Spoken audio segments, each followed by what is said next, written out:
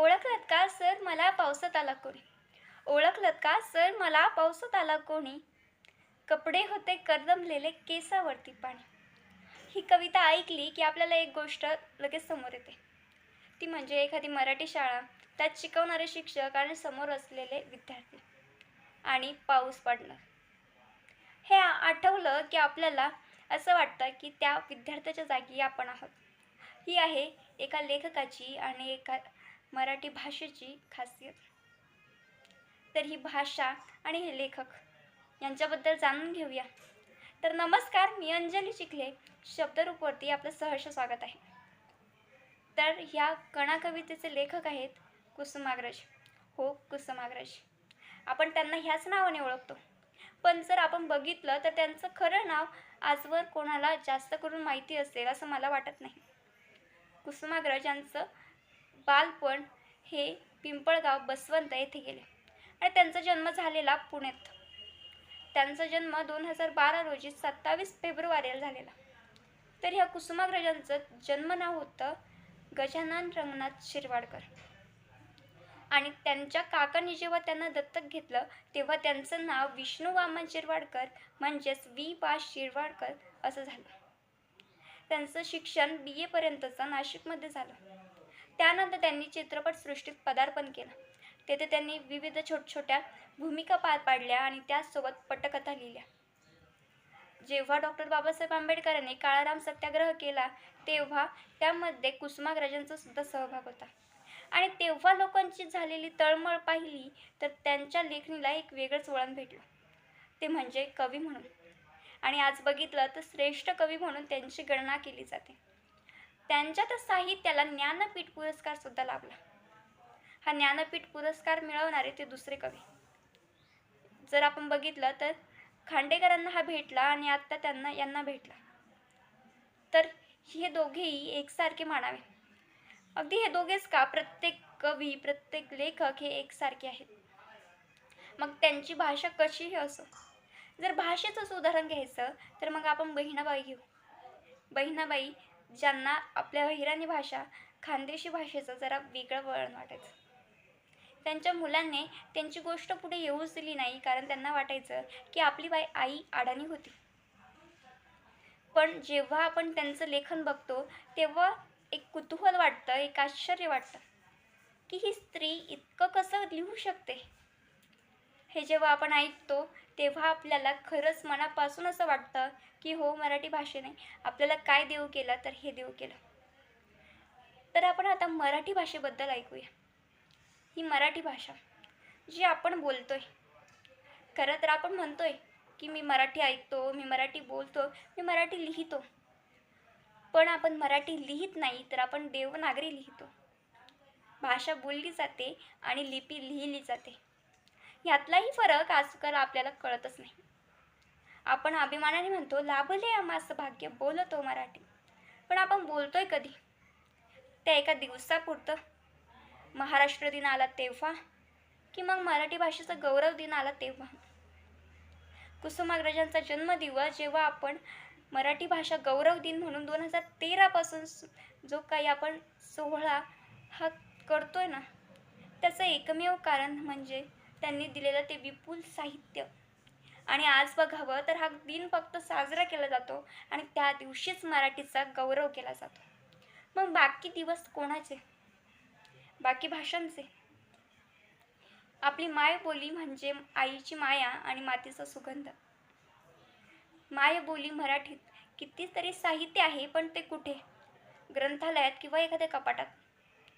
ते ओझं आहे त्या दोघांसाठी, कारण आता कोणीही मराठी वाचतच नाही. त्या साहित्याला कोणी हातच लावत नाही. आणि याचं उदाहरण घ्यायचं असेल तर जा एखाद्या ग्रंथालयात आणि बघा एखादं पुस्तक. त्या पुस्तकावर धूळ साचली असेल आणि विचार ग्रंथपालांना की ही पुस्तक किती दिवसापासून बाहेर निघालंच नाही.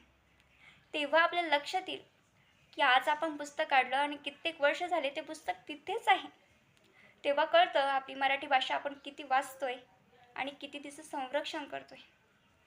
शासनाने कुसुमाग्रजांचा जन्मदिवस हा मराठी गौरव दिन म्हणून साजरा करायचं ठरवलं. पण त्याचं कारण काय? तर मराठी ही सर्वत्र पोहोचली पाहिजे, तिचा गौरव केला पाहिजे, ती शिकली पाहिजे, ती आत्मसात केली पाहिजे, तिचा उपयोग झाला पाहिजे आणि तिचं संरक्षण झालं पाहिजे.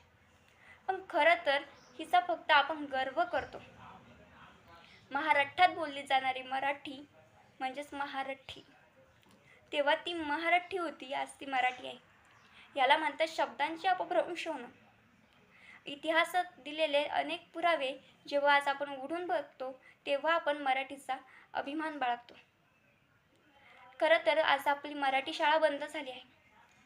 कारण काय? तर मराठी शिकवणारे कमी, मराठी बोलणारे कमी, मराठी शिकणारे कमी. मग मराठीला वाचवायचं कोणी? लेखकांनी किंवा मग कोणी समाजसुधारक येणार आहे? खरं तर त्या लेखकांनी लिहून ठेवलं ते साहित्य आज आपल्या कामी येते. पण आपण काय करतोय? एखादा कोणी आत्ताचा नवयुवक कवी किंवा एखादी युवती जर यूट्यूबवरती किंवा अनेक सोशल मीडियांवरती जाते आणि आपलं काहीतरी साहित्य लिहिते, ते लोकांपर्यंत पोहोचवते, तर आपण काय करतो? लाईक, शेअर आणि सबस्क्राईब. तेच विचार घ्यायचे आणि आपल्या स्टेटसला टाकायचे. का? ते विचार इथे नाही जाऊ शकत का?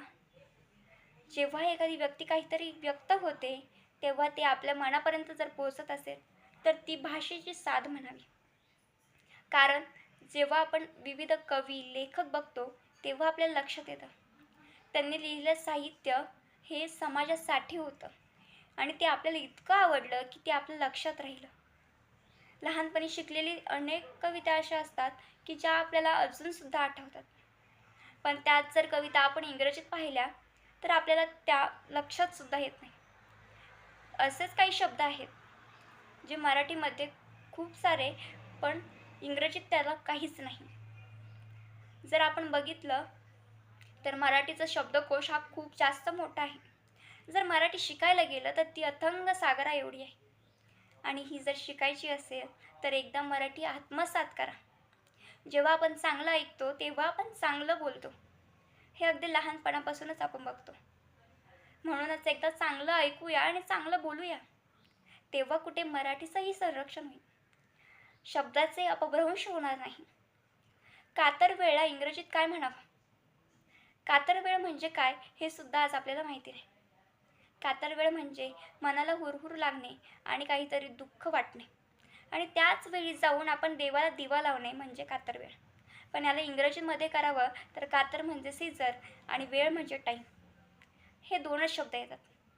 असे चुरचुरीत, टुणटुणीत, गुळगुळीत, मिळमिळीत, चिळचिळीत, टपटप, रुंजून, गुणगुण, किती ते शब्द आणि किती त्या शब्दांची व्याप्ती.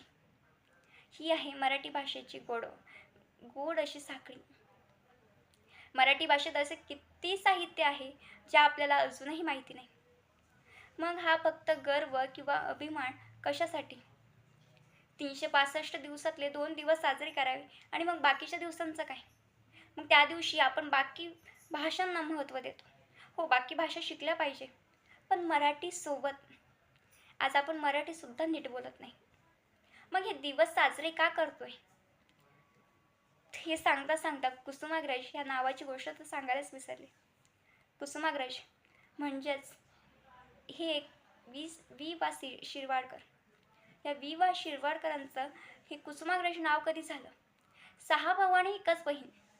त्या बहिणीचं नाव होतं कुसुम. कुसुमचे अग्रज म्हणजेच कुसुमचे मोठे भाऊ म्हणून कुसुमाग्रज. आली ना परत भाषेची गंमत. ह्या कुसुमाग्रजांनी लिहिलेलं इतके साहित्य आज आपल्या समोर आहे पण आपण वाचत नाही. हेच काय तर कित्येक कवी, कित्येक लेखक आहेत, अगदी ज्ञानेश्वरांपासून ते आज कुसुमाग्रजांपर्यंत आणि आलेल्या नवीन लेखकांपर्यंत, पण आपण कोणालाच वाचत नाही कारण आपल्याला ती आवडच राहिली नाही. मग ही मराठी भाषा लोप पावणार नाही तर काय होणार? आणि मराठी जर लोप पावली तर आपली संस्कृती आणि आपली परंपरा ही नष्ट होणार. म्हणून हा गौरव दिन फक्त लाभले आम्हास भाग्यापासून नाही तर एखाद्या पुस्तकापासून, एखाद्या विचारवंताच्या विचारापासून आपल्याला साजरा करायला हवा. तेव्हा कुठे हा मराठी भाषा गौरव दिन साजरा करण्याला सार्थ असा अभिमान होईल. मग आपण जयंती का साजरी करतोय? तर त्यांनी दिलेलं ते साहित्य आज आपल्यासाठी महत्त्वाचं आहे म्हणून. या कुसुमाग्रजांचं जर साहित्य आपण बघायला गेलं तर आपल्याला त्यामध्ये कविता संग्रहात विशाखा आणि नटसम्राट हे नाटक अगदी मनाला भावेल आणि ते इतकं अजरामर झालं आहे की आजही नवीन युवकांना तेही आवडलं आहे. असेच अनेक लेखक आहेत. जर आज बघितलं तर अक्षर तुझेच आहे किंवा फोल्क आख्यान हेही आजचे युवक इतकं सगळं करत आहे. हे मराठीमध्ये व्यक्त होत आहे आणि लोकांना व्यक्त व्हायला शिकवत आहे. कारण त्यांना मराठीबद्दल आत्मीयता वाटते आणि हे कोणाला वाटत नाही. पण ज्यांना 2च दिवस वाटते त्यांना लांब ठेवावं. तर आजचा दिवस म्हणजे 27 फेब्रुवारी हा फक्त आपण लाभले आम्हाचं भाग्य नको, तर विचार आणि वाचन ह्यातून घडवूया. धन्यवाद. ह्या दिवसाच्या पुन्हा एकदा मनपूर्वक शुभेच्छा. तर वाचत राहूया.